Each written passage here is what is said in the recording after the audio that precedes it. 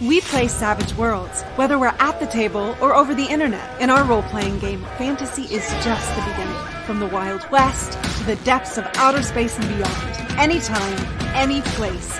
They're all Savage Worlds. Well, happy Tuesday, Wildcards, and thank you for another amazing Kickstarter start. We are live funded and over 540 backers on our 20th anniversary celebration Kickstarter. So thank you all for showing up in such awesome numbers. We appreciate it, folks. So Donald, let's start with you, buddy. What is on offer on this Kickstarter? So with this Kickstarter, we really wanted to focus on making Savage Worlds as accessible to new players as possible, as well as finally alleviating beleaguered GMs of the thieves that constantly steal their copy of SWADE at the table. And so the main thing on offer today is, well, and for the next 30 days through the 27th of next month, is the Player's Book. Now this is a trimmed down 160-page version of the Savage Worlds Adventure Edition core rules. We've taken out a lot of the GM-centric sections, you know, things like the monsters and a lot of the GM toolkit type stuff, as well as like the ancestry creation systems, so that the only things in the book are the things that players actually need to use to make characters, play the game, and reference as they are playing the game. And that way, it is trimmed down to be a $20 book at retail, 160-page soft cover. And because we wanted to kind of make it more of an event, there are 5 variant covers. Now, these covers are not the one that if these run out, you're going to get. There's going to be a 6th cover that will be the player's handbook going forward. So the only way to guarantee that you get one of these limited edition soft cover variants is to back the campaign. Afterward, if you're lucky and we have some left over, you might be able to grab some. But again, the only guaranteed way to grab them is by backing the campaign. And then that also goes for the 5th printing of SWADE. As a treat for the 20th anniversary, we are printing a run of the 5th printing with a foil stamp celebratory badge. And so it's going to be there on the cover. And for the first X number of SWADE copies after the Kickstarter, if you get SWADE, you're going to get the 20th anniversary badge as a bonus. But once those supplies run out, that's it. So much like the player's books, the only way to guarantee you're going to get the 20th anniversary foil stamp on there is by backing during the campaign. Unlike those other 2 items, we have the accessory box, which is, again, we wanted to make it as economical as possible for our GMs so they can all go ahead and grab one. And it is a $25 accessory box that has an action deck in our standard oversized set, the 3 punchboard sheets with the tokens templates, 4 PowerPoint counters, status cards, a new set of polyhedral dice that doesn't come with 1 wild die, but 4, one with each of the faces of the 4 symbols of Savage Worlds, 25 bennies, and 4 conviction tokens. So you've got everything you need for your group right there to get started and play right away. And then because people absolutely loved it in Hell in the High Plains, and as well as Necessary Evil, we're doing a card box. And so these are the nice magnetic flap box. If you've gotten your Hell in the High Plains order, you may know what this looks like. It's got a little pull ribbon to make getting the cards out much easier.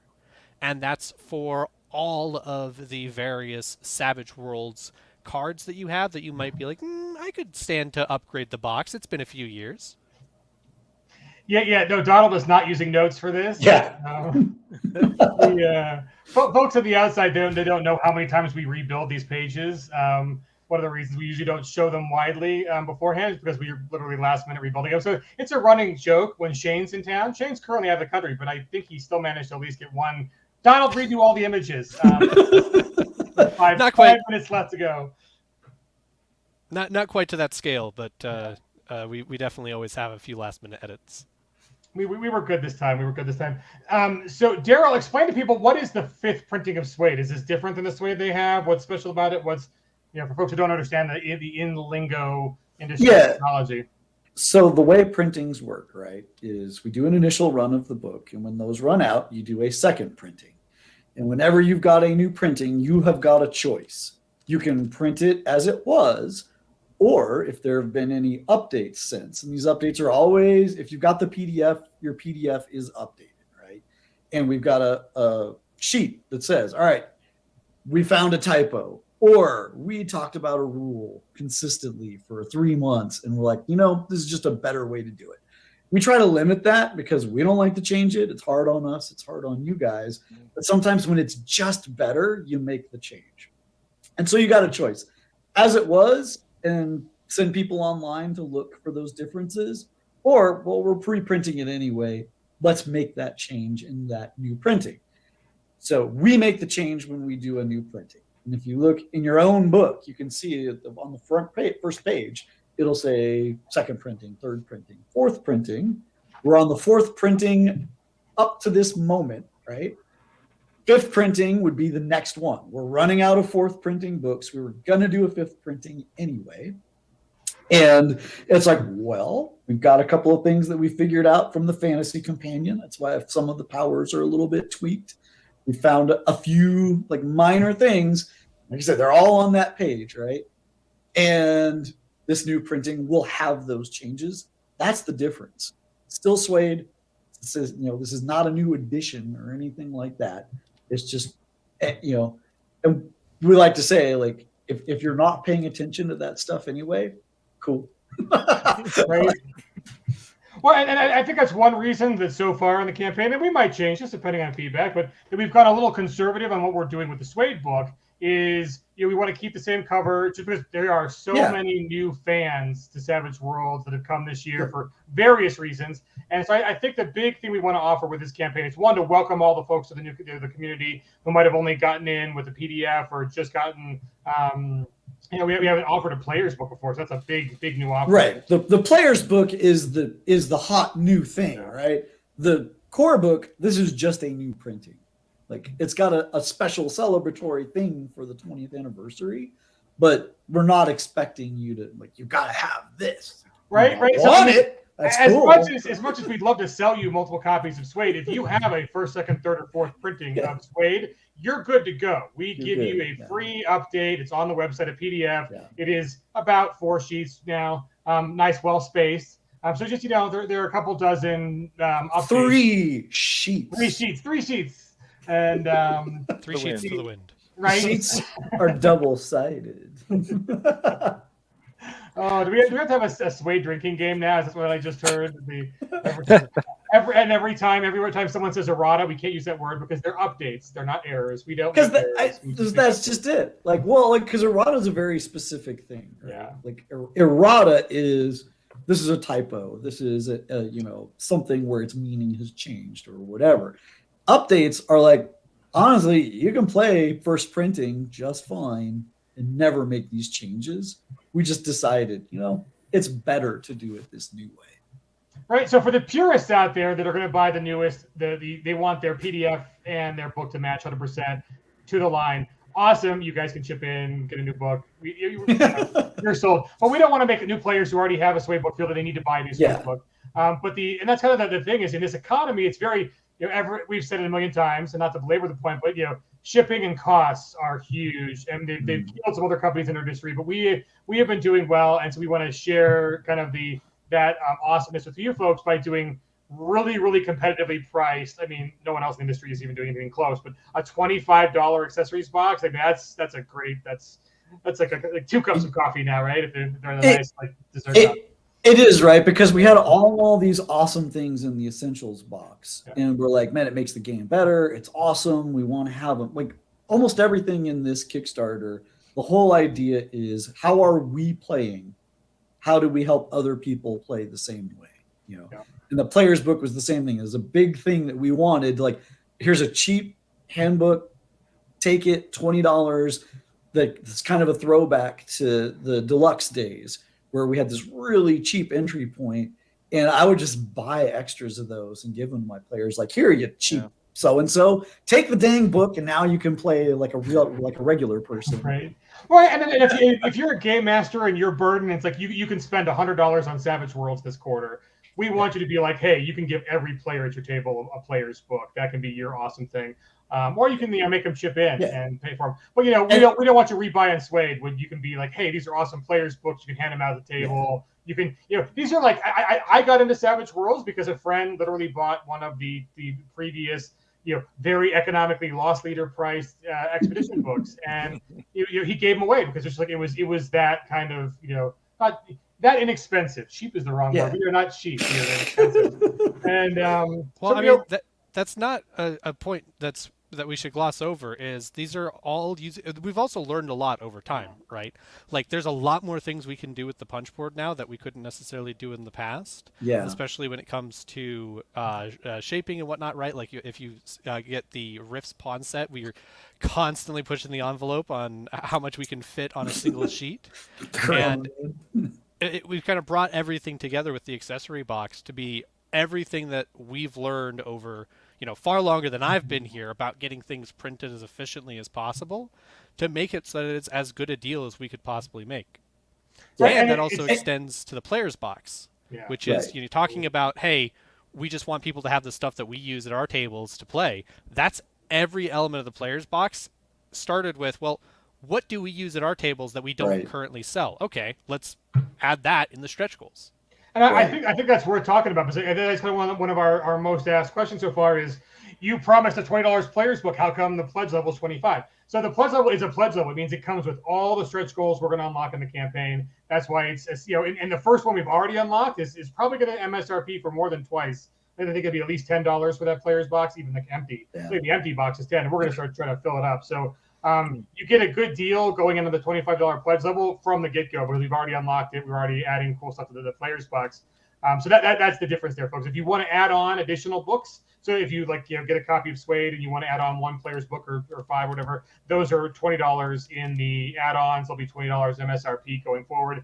It's just $5 extra, just $5 for the pledge level, which unlocks all the stretch goals for you. So that's the difference in pricing there, if we didn't make that clear.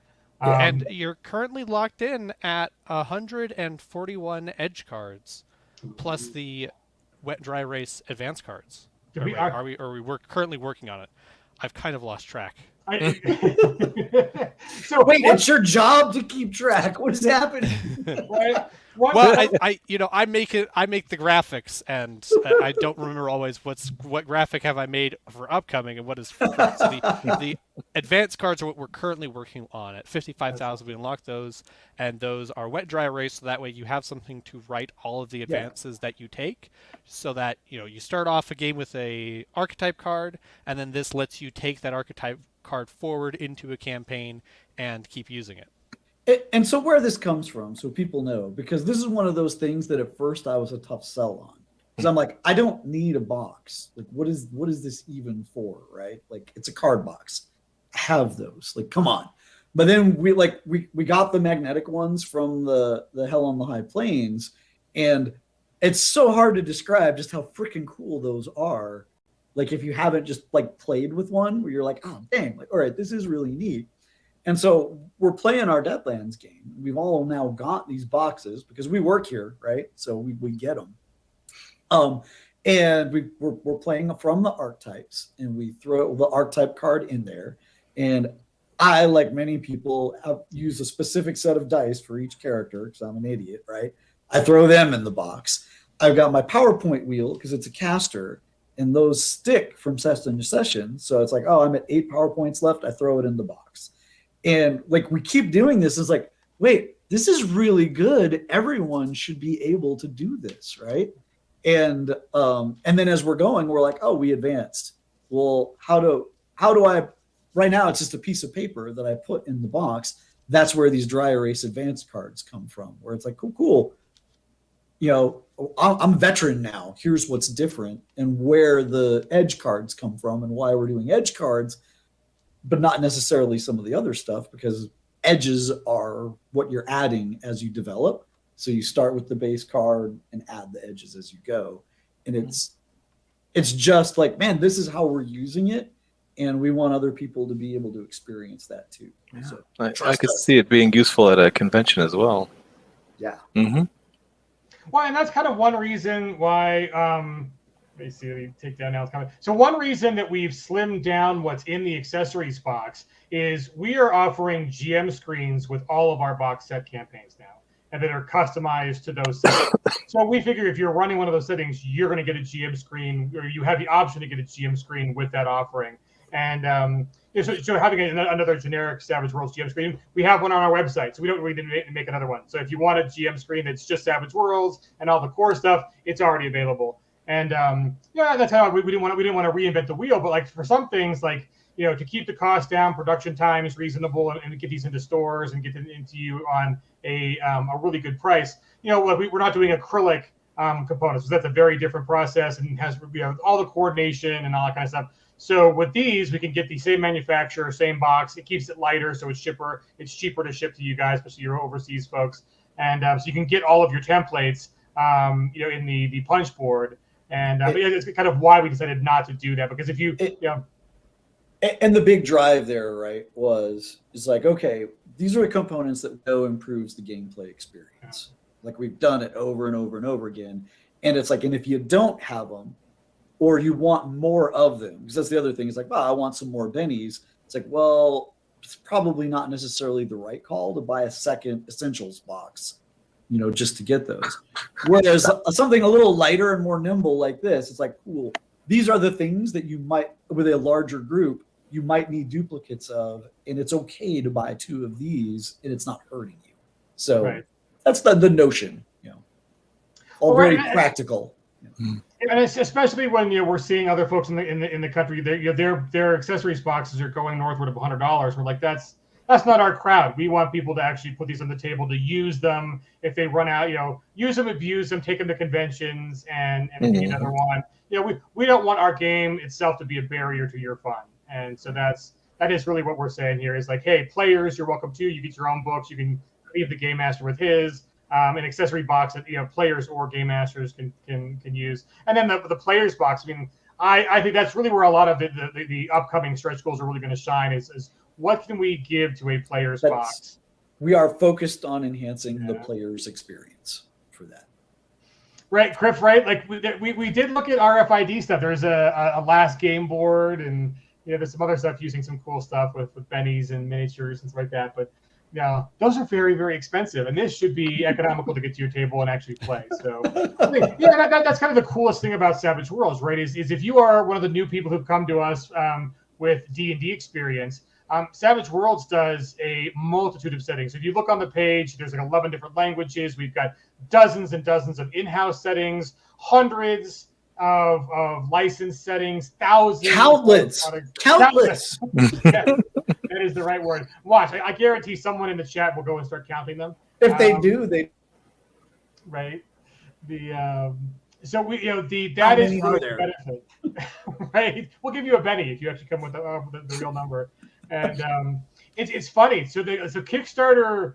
This is inside baseball. But Kickstarter just started doing a little more advanced analytics, and one of the things it showed us today is there is one of you out there who's already pledged. Who has pledged for every single Pinnacle Kickstarter, all 32 of them. And there's definitely almost a dozen that have done at least like 30 of the 32. So maybe you didn't like one thing we offered. That's you weren't born yet. Possible. That is true. So if you're listening, thank you. We love you. Thank you for buying Shane dinner and the rest of us health insurance and all that good stuff. So thank you. But so one of the cool things we're going to do that's kind of just it's not coming in your books, but it is part of our campaign. I think we've got, let me zoom down. So we have like these little memories, testimonials from folks who are in the Savage Worlds family. So we're going to be rolling out more of these in the updates as we go along. But there's a great one from Shane. It's currently on the page, and I'll let you guys go to the page. Actually, I need to link you all to the page if you haven't already gone to the page. That'll be my job now. But Brian, why don't you give us a little preview of like what is your testimonial about Savage Worlds and SWADE? Like, what does it mean to you, your life, your career, your gaming habits? Like, tell us about what is SWADE mean to you, man? Well, gosh, I don't even know where to start.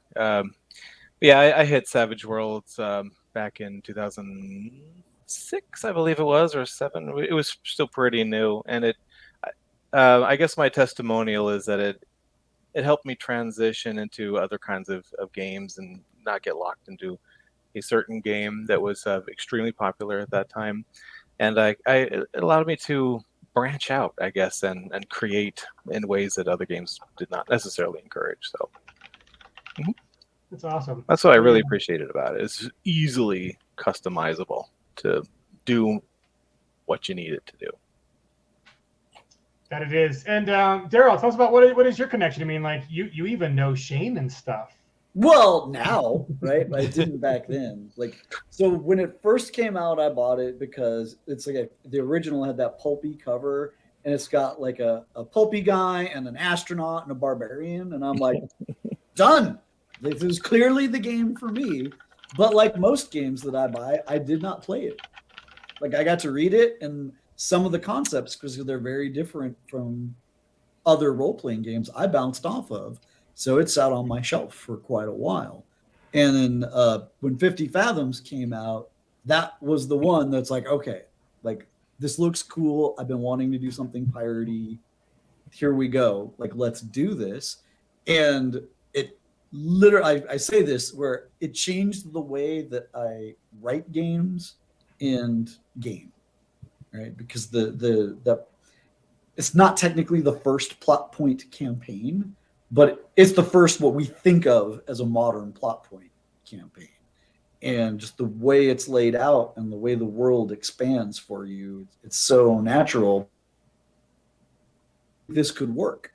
Like, I literally did not think and like that changed everything. And then eventually I met Shane and embarrassed the hell out of him when I told him how great 50 Fathoms is, because if you know Shane, like, he's a really humble person. Yeah. So like, here I am, like, at the convention, you know, like, hey, your game is like the best thing ever, you know, and he's just like, oh my God, I don't know if it's that good. I'm like, I do, it's that good. And he's like, thanks, and then kind of like his soul leaving his body and he's scooching away, right? The meanest thing you can do to Shane is compliment him. Right. That's, you know. And then thankfully years passed and he forgot about that. And then I met him again at a different convention. And then we got to know each other. And I was trying to write and all that and got into it. And I like to occasionally be like, yeah, remember that guy? Yeah, I was that guy way back then. But the super fan. Right? Yeah. Well, and Donald, I mean, you're the youngest and the newest around the table for the fandom. Plug your ears, everyone, because this story is going to make you feel old and not like me. Uh-oh. So, as a teenager, I think I was probably 13, 14 at the time, I was vaguely aware of what a tabletop role-playing game was. But my primary engagement with as close to the hobby as I got was forum play-by-post role-playing games without any sort of really rules, right? It's basically just collaborative fan fiction. But I was interested in tabletop games. And, you know, I was a Navy brat, so I did not have the thing that a lot of people who get in tabletop games have of like, oh, well, somebody's older brother that you knew or older sister or whatever is running the game and you managed to go get into the game and that gets you into it. I never had a steady group of friends like that growing up, right? It was always new people every 4 years. Well, I found a website. I don't know. Let me see real quick. If it even still exists. Oh, no. Well, that's right. Stop the story to go check. Wait. Yeah, no, it still what exists. Year was that? When Donald was 14, what, last year? 2018? Yeah. About 2008-ish. And I found a site called RPG MP3, and I just looked it up, and it still exists. GeoCities. And there was a group of gamers called the Wharton Hall Gamers, who they're in the UK, and they were playing Savage Worlds. And I think what was the first? I think it was a Rippers game was the first one that I started listening to, because the whole thing of the site was it was basically actual plays before actual plays were a thing, and in podcast form. So it was interesting because depending on who you were listening to, the more table talk, the less comprehensible the whole thing was. but so they played Rippers, and that's also how I got introduced into like the not 7th Sea that John Wick did, the Houses of the Blooded, right? Houses of So I know a Blooded, bunch okay, of yeah. weird like games that are not as like mainstream because that's what they played. But they were the ones that introduced me to Savage Worlds, and I spent years listening to them play Savage Worlds because it was their favorite setting. And I guess it took working here for me to actually start and talking to people that did not just spend years listening to people talk about bennies and assume that it was some like weird UK thing that I just didn't understand, and then be like, oh no, that's just because they're old. Bennies are the best. Okay, so as long as I got you, we got 2 questions that are right up your alley. Alan, hey Alan, how you doing, buddy? So for folks who don't know, for our UK folks and Euro folks, we have a new partnership with GMS out of the UK. And so if you need a friendly local game store to order from, GMS is going to get pallets of our stuff pretty regularly. So you can check them out. And Alan is helping out with them. So thank you, buddy, for that. They just did an amazing job at the UK Games Expo. But he asked, sorry if I missed the answer. Actually, I can answer this one. It is 1 month exactly, 27th, which is today, to the 27th of next month. You got 4 weeks, 4 paychecks, 2 paychecks. Hopefully you get a paycheck. If not, we might accept EBT and other benefits.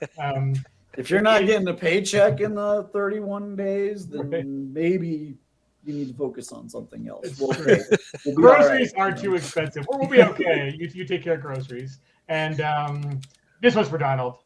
Degenerates with Dice, love the name. Will the player's box be an add-on as well? So it is included in all of the stretch goals for all the pledge levels. Can you buy more of the player's boxes, sir? I don't know why you asked me this question. We actually haven't talked about that. Okay.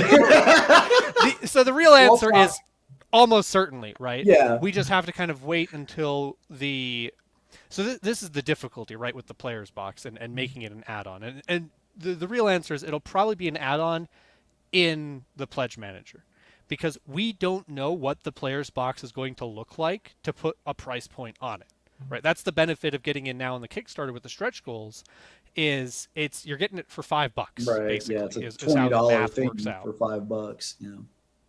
And like Landauer said, right? The Savage Worlds card box, which you can get as an add-on, which is just a way to upgrade the slip tuck boxes that you have for a lot of your decks, is $10 by itself, and the player's box is also a magnetic flap box. And now you're at, I said it earlier, it's 100 and some cards, and you're only going to keep unlocking more. And so it depends on what ends up being in the box at retail, what is separate, right? Like the edge cards are probably going to end up being a separate product that we sell from the player's box, because, well, what if you want 2 sets of cards? It's a lot easier to just go buy another deck of edge cards than to have to get the player's box and all the other cool things that are in it. So look for it in the Pledge Manager as an add-on, or if we cap out all of our stretch goals and we're like, okay, we're done, then we may add it as an add-on during the campaign, but primarily expect it in the Pledge Manager. Yeah. So that's the thing. This is an actual Kickstarter. There are plenty of goodies that are dependent upon you guys backing and your level of pledging and how many stretch goals we open up. So this cake was not pre-baked, even though, I mean, the other good thing about this Kickstarter though is that the book is already at the printer. So, you know, and the player's book already at the printer, because we know what's going in there. You know, we have perfected this over the last several years and several campaigns. So, you know, 5th printing. This is the crazy. We didn't expect nearly the fallout's the wrong word. The wonderful new community of folks who decided to really just jump into Savage Worlds these last few months. So, for no particular reason at all. No reason. I have no idea what happened. Total coincidence. We are sold out. We are out of print of SWADE again, and we did an emergency printing, and people were a little miffed. Like, why isn't it the new updates? It's like we can't even. We don't have time to get updates. We just need to get on. We moved another project that was going to be on the boat to this has to be on the boat. And we got as many books as we could, and that's not enough to carry us through. And they're gone. They're gone. Yeah. Like, all right, I guess we got to do this. We need to stop waiting and just do this, right? Right. So hopefully, I'm pretty sure we have enough for folks who've already purchased them with the recent campaigns. So those, if you those are coming to you, shipping soon to you. Those will still come. If for whatever reason you want the 5th instead of the 4th, by all means we can swap that out because there's already somebody who wants that 4th. That's already been sold. So don't worry if you want you contact customer service info@pegging.com if you want to wait. How long are we saying, Donald? Are we saying 6 months, 8 months? What is I think it's January. January. Yeah, I don't know how many months that is because I can't do math, and I don't know. It's like the 6 from months. the end of the campaign. 5 or 6. It is. It's 6 now. You're looking at 12 plus 1, so 7 months. But we can't start fulfilling stuff for about a month anyway because we're waiting for Kickstarter to process the funds and send that to us. Yeah. But the great thing is, and we love your feedback for all our other projects. We love it. Donald doesn't love it, and Daryl doesn't love it because they have to go through and actually I do love it as much as I complain. Yeah, as much as I do complain about doing the work, like it is important work, and it's. I like helpful. the feedback. I don't like implementing the feedback. Perfect. Yeah, that's it. Yeah. It can take a while. That's true, but it is nice to have a lot of eyes on your product. It really is. You know, one person looking at it will catch maybe a lot of it, but no one person can do it all. It's just crazy that like 1 or 2 like typos made it all the way through the first 4 printings and no one noticed until great. This has just been sitting here the whole time. No one noticed. That's great. But not too many. It's a very fine book now, and that's kind of the other thing too is the someone and I think we kind of quelled this notion early, but just in case anyone's got any questions. This is not a new edition of Savage Worlds. We are not moving to a new edition anytime soon. There are no plans for that. We're pretty happy with how SWADE works. And if you know Savage Worlds, I think you also know the reason we don't usually use the term edition, because unlike the industry price setter of D&D that is radically different in edition to edition, where they really aren't compatible or convertible. They are a very different game. Our game is really not fundamentally different than the Bennies and Jokers and Card Initiative and Polyhedral and Target Number 4 game that 20 years ago came out. Yes, there are plenty of good improvements since then, but they're iterative and you can still read the same game. It's someone who is fluent in the very first edition of Savage Worlds. Totally, you could bust out Evernight and play it pretty successfully with just a little bit of work.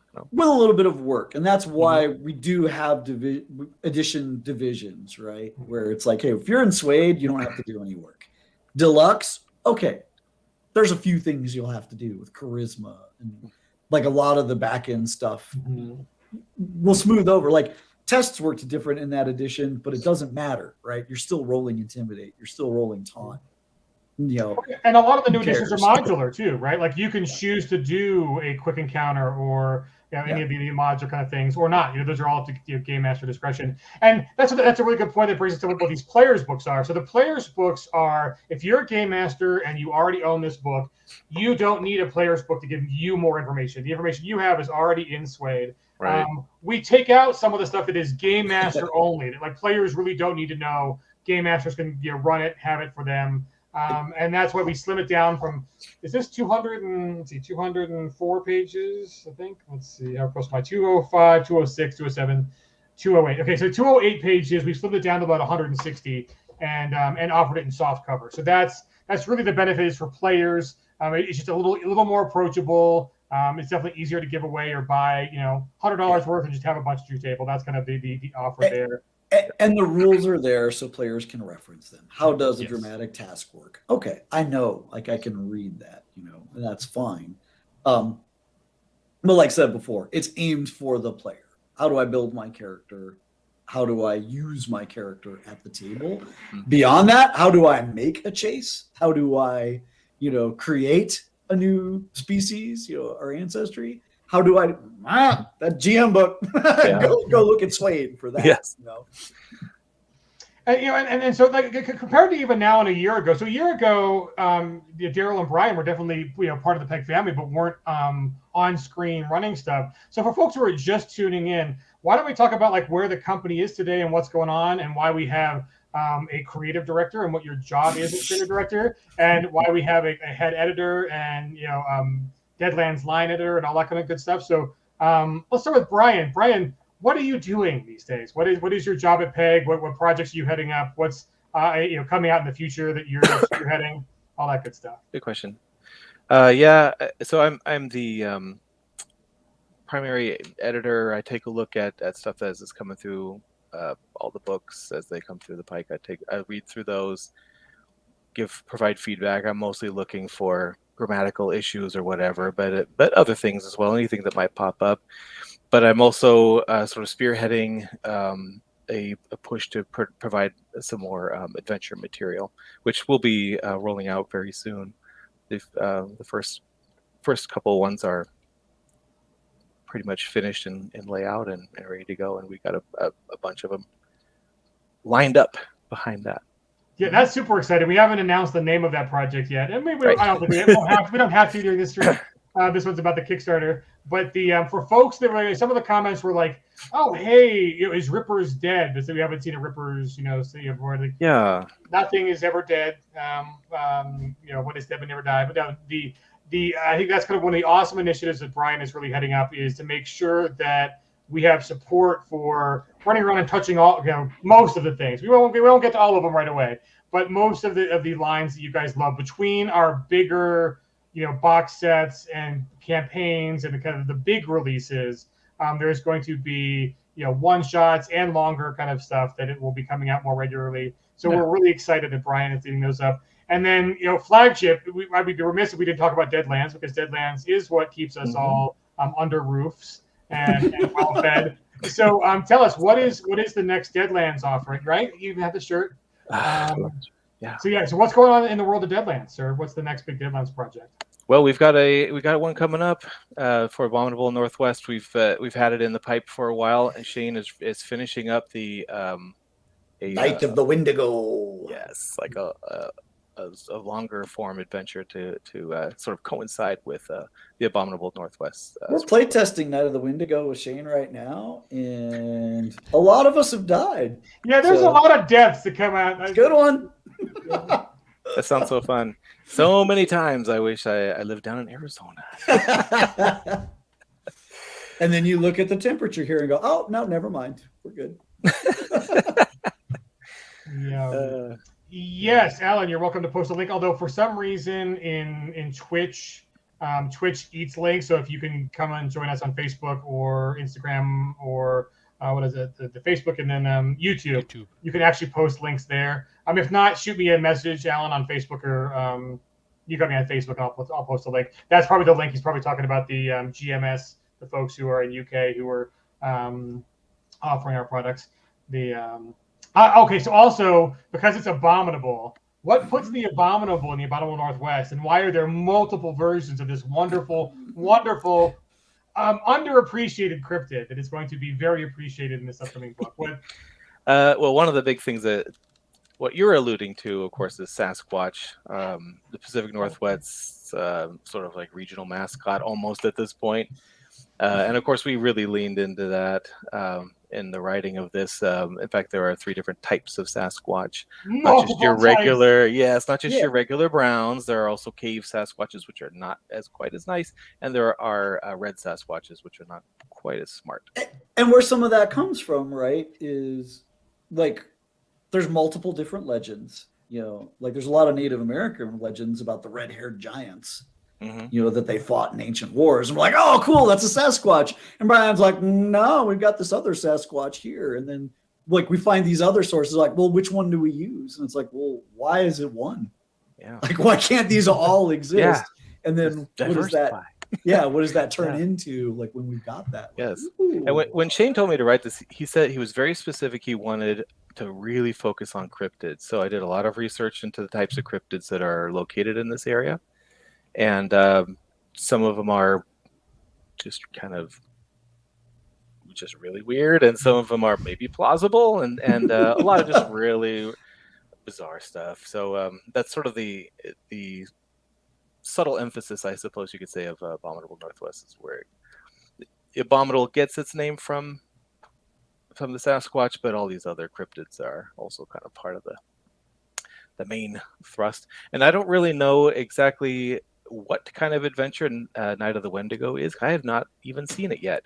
I don't. Is it a? I think it might be a plot point campaign, but those who are It's running it right or playing it right now, might have better. comparable to Horror at Headstone Hill. That was the intent. Yeah. I would describe it as multi-phase, and the first phase is a very open sort of mystery sequence in Seattle, and then it moves on to another phase that is very different. I cannot wait to see this thing. So since I'm a spoiler king, and I think Shane is in Italy and doesn't have really great self-perception, so he can't fire me. But Jody's in the chat, so she might get mad.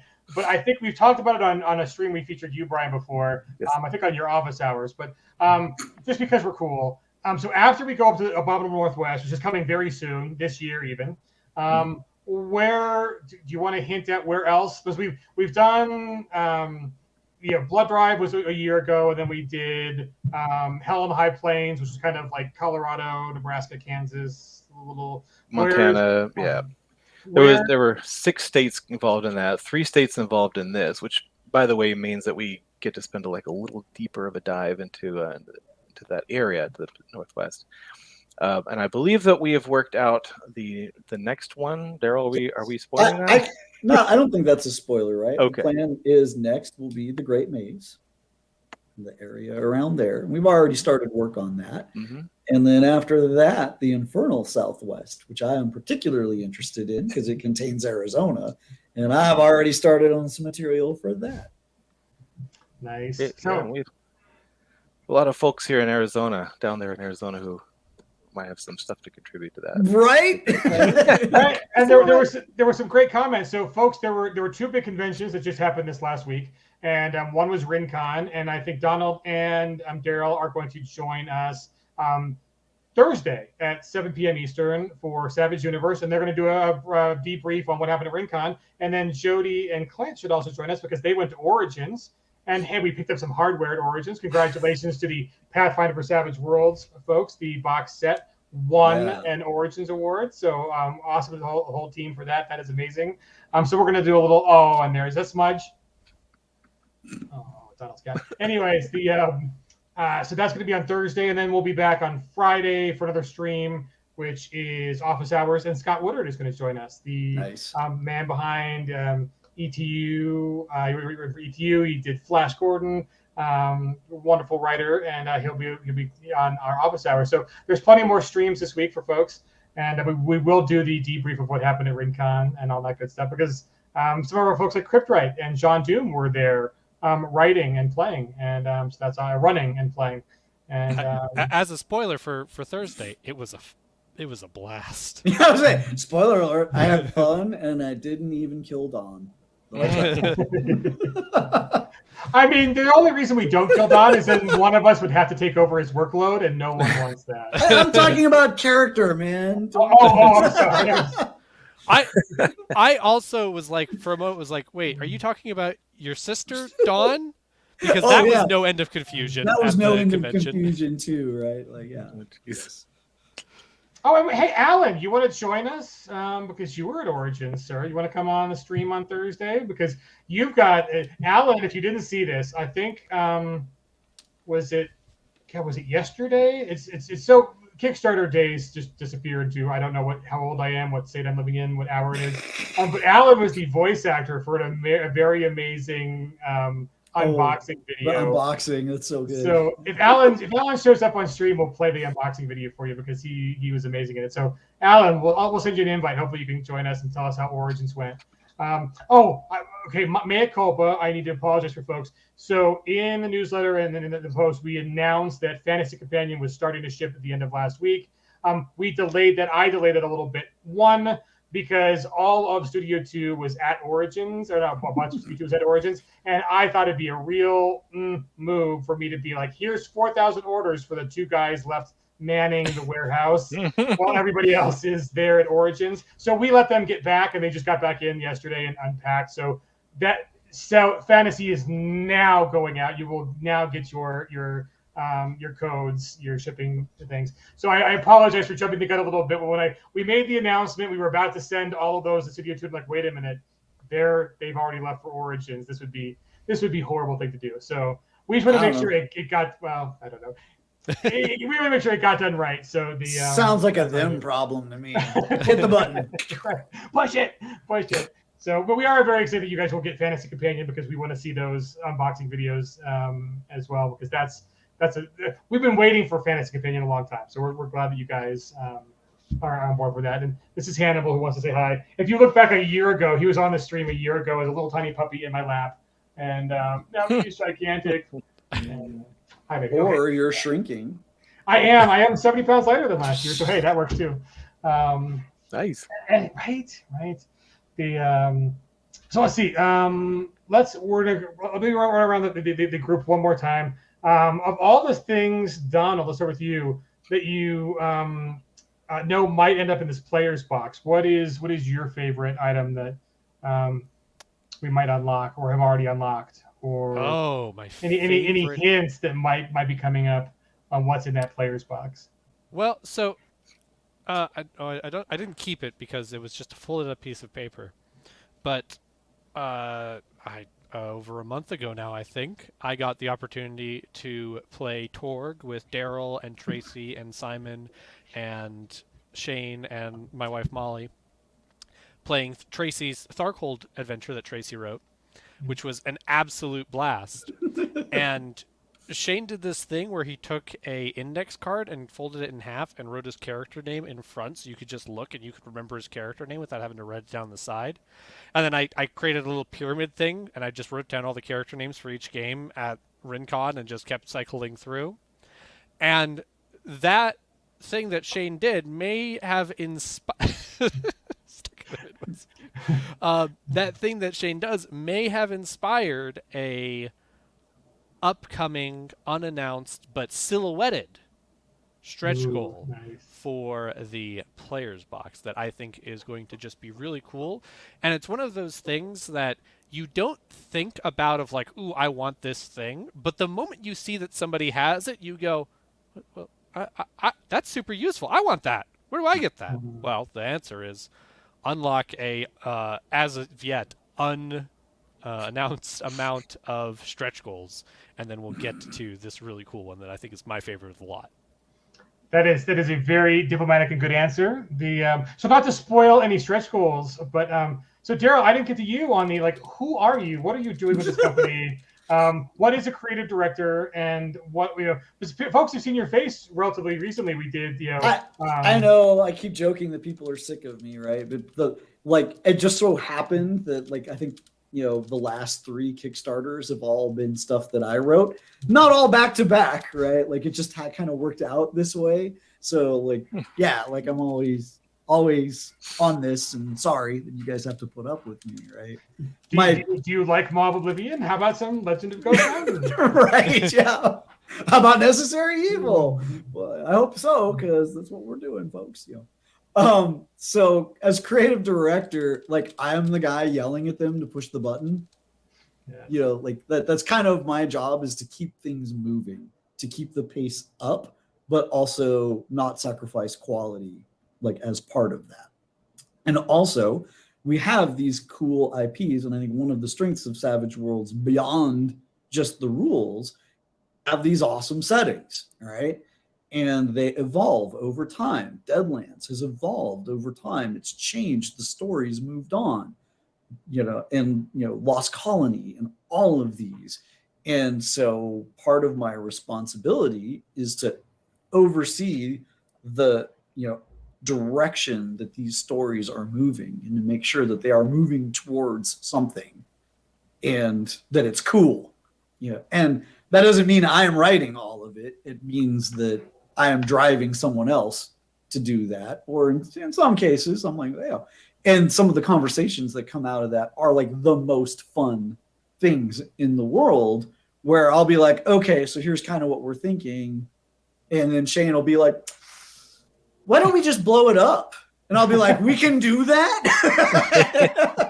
And he's yeah, that sounds pretty cool. And I'm give me a day. Let's toy with that a little bit. And then we'll come back all right, blow it up. All right. Let's do this, And next year you guys will know exactly what I'm referencing when we discuss this. I'm like, oh my God, he was not kidding. We're going to blow it up, but the story like that, like I get to work with people to make story, and man, what could be better? And what could be better? Amen. Right, and I think that's kind of what really draws all of us to Savage Worlds. It's a really fantastic community. The folks who worked here long before I did are amazing folks, and I think that's kind of what we want to share. Just like not only was this like an outlet for me, it was an outlet that became a hobby, that became an organizational creed, to podcasting, to running events, to doing the Savage Cruise. And now I work for the company, and so that is a huge part of my life is just put together by the folks who made a little great game 20 years ago that is stood the test of time. I think it's still one of the best ways to cooperatively and fun tell lies and whatever to each other and roll dice and make up stories, and it's all great. I think to me my favorite system. Easy, I don't have to lie about that. Doesn't change my paycheck any, and that's just it. When I have to talk about it, it's like I've written my own game systems and elsewhere, and I still play Savage Worlds. Like it's still my go-to. And every time, like I'm going to do something in a different setting, I have to go through this conversation of, should I just use Savage Worlds? And like, yes, most of the time, like a very, very large percentage of the time, the answer is, yep, I should just use Savage Worlds. I'll have more fun. Everyone else will have more fun. It's a good fit. Let's do this, right? Yeah. So, folks, we're up to our hour. We're at 54 minutes and 54,000 plus on the Kickstarter. That is amazing. So the one thing, if you are watching, that you can do to help us, I just put the link in the various forms. That's the link that you guys can please share that. Share it on your page. Just let folks know that you backed. There is an incredible amount of Kickstarter backers that come from your friend back to this project, or the word of mouth, the testimonials. So that's why we're giving you the testimonials on the campaign page from the folks here at the company and some of our Pegodons, super fans and wildcards. But that is a great way to let folks know that there's a game out there that you want to play with them. It's called Savage Worlds. We love playing it as much as possible, as much as we can, and we're super excited that you love what we've been putting out. We've been putting out a lot of stuff recently, and we might slow down a little bit just to make sure that all the T's are crossed and the I's are dotted. And you guys have enough paychecks between campaigns, but that was part. How fast can we go? And the answer was like, this is how fast we can go. And then we can look around and go, yeah, too fast. Because so much of it is about story. And we've got all of these stories that we want to tell.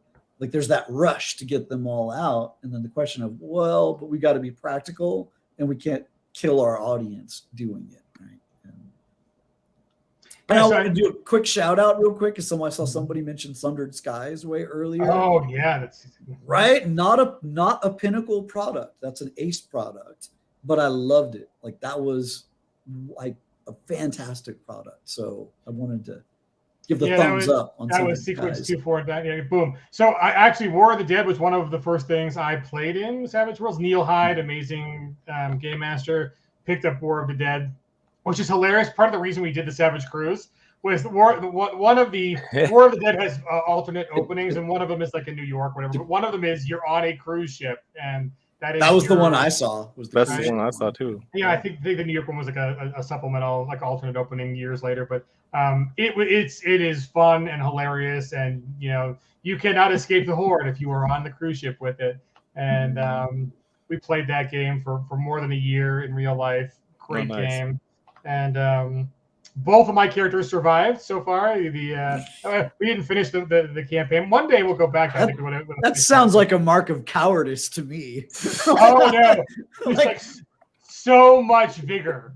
All the vigor. It was like buy a lawn. Don't worry about anything else. Like I think I didn't even have driving, and driving turned to be very important in the post-apocalypse, but more than I thought. I had to be a lot of walking, but no.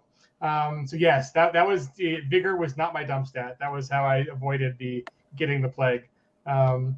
Yeah, it was funny. I played we got to play families, so you had a character in their family, and the reason that Neil did the families was so you had something on the line that he could take away and even kill.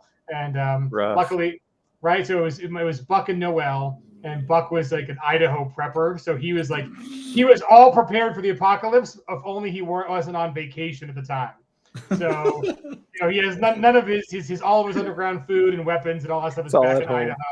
Back in Idaho, and you're on a cruise ship in the Caribbean. Got a bottle of wine and a Hawaiian shirt. Go. Right, go. Great game. Well, and that's the other thing too is for folks who are just tuning in, we have been pretty regular on what's called Savage Universe. We usually stream Thursdays on that, and Savage Universe is a show that our regular host is Jay Abdefogi. He's taken a little R&R recently from a medical issue, but he's getting better, so he won't be back for a couple of weeks. But this week we're going to have Donald and Daryl on because we asked about the Rincon, and Alan because I just voluntold Alan that he will be on the show. And that show we cover all the things that are happening outside of PEG. So the folks that are doing ACE licensees, translations. If you are a SWAG member who's just starting your publishing journey. What you're saying is actually it should probably be Chris Valentine on the show. Right? I'll show up to be like, "Yep, it was cool." Totally, Val is totally invited. So that'll be Thursday, 7 p.m. Eastern. And so we'll talk about the convention scene, and we'll throw a little PEG stuff in there because all of us, there was some cool PEG stuff that happened at the conventions. Like for instance. Our printer brought a sample of the dragon miniature from Ghost Mountain actually printed out, and it looked amazing. So Jody captured some video of that, so hopefully we'll play that. So we will see you guys on Thursday for that stream. Scott Woodard will join us Friday at 7 p.m. Eastern for Office Hours. Office Hours is our kind of like get to know that there are real people working behind the scenes at PEG. And not robots. It's not all AI. Organically written, bespoke, wonderful stuff. So we get to meet Scott. Scott's a great guy. He's done some amazing work for Savage Worlds, and so that'll be on Friday. And then we will probably do a whole other slew of streams next week and the week after and the week after that because we are here for a month on this campaign. But really do try to boost its Kickstarter. Is its own kind of momentum, and the more that backers first day and shares the first day, the more the whole campaign gets over time. So we really appreciate you guys. And this is a campaign that skews towards new players, right? Mm-hmm. The challenge is always reaching them, finding those new players that would like it if they only even knew that it was an option. Right. Very, very true. Very, very true. So, folks, that's our hour. Thanks for tuning in. We won't keep you anymore. Get out there and play some Savage Worlds. Maybe even buy some Savage Worlds because there's a Kickstarter for sale. We really appreciate the almost 60,000. That's just so great. Thank you guys so much for that. The big number though is that it's over 560 backers. That is a great day one turnout. You came. Right, we appreciate it. So share with your friends, and then for those of you who are the terminal forever game masters. Get your players to back for the player books because then they'll get all of the stretch goals for only a couple dollars more, and all those stretch goals are pretty awesome. You'll want them to have them too. But if you are the Savage GM, Donald. And here's the thing: get them to get the players book. Now they got skin in the game. That's true. Then you get them to run. That's true. Get your whole group to contribute to a single player book, mass thing. So everybody gets one. And then one shipping, you just hand them out at the game. Right. So Jody points out there is a great stretch goal at 55K, and we are 700 and less. 700 something. I've been watching. Hurry up and end the stream so I don't have to change out the stretch goal. With that, folks, take it easy. We will see you on Thursday. Cheers. Bye.